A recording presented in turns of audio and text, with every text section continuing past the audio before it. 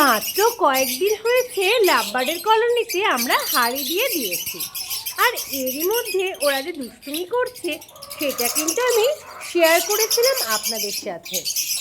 সবচেয়ে ভালো ব্যাপার যেটা হয়েছে, বেশ কিছু পেয়ার কিন্তু রয়েছে হাঁড়ির মধ্যেই। ওরা নিজস্ব পছন্দ মতো হাঁড়িগুলো চয়েস করেও নিয়েছে।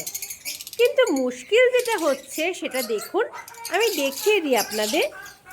এইখানে দেখুন বেশিরভাগ পেয়ারে কিন্তু বেশ কিছু পরিমাণে কাঠের ছিলকা ফেলে একেবারে নিচেটা যেমন নোংরা করে ফেলেছে, তেমনই কিন্তু হাঁড়িগুলোকে করে ফেলেছে একেবারেই ফাঁকা।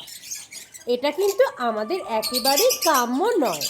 ব্রিডিং সিজনে যখনই পাখিগুলো ডিম পাড়া শুরু করবে, হাঁড়ি একেবারে নেস্টিং মেটেরিয়াল শূন্য হলে কিন্তু ডিম এবং পরবর্তী সময়ে বাচ্চাগুলোর ক্ষতি হতে পারে। তো আমি চেষ্টা করব ভেতরে গিয়ে বেশিরভাগ যেই হাঁড়িগুলো ফাঁকা রয়েছে সেগুলোতে আবারও নেস্টিং মেটেরিয়াল দিয়ে দিতে।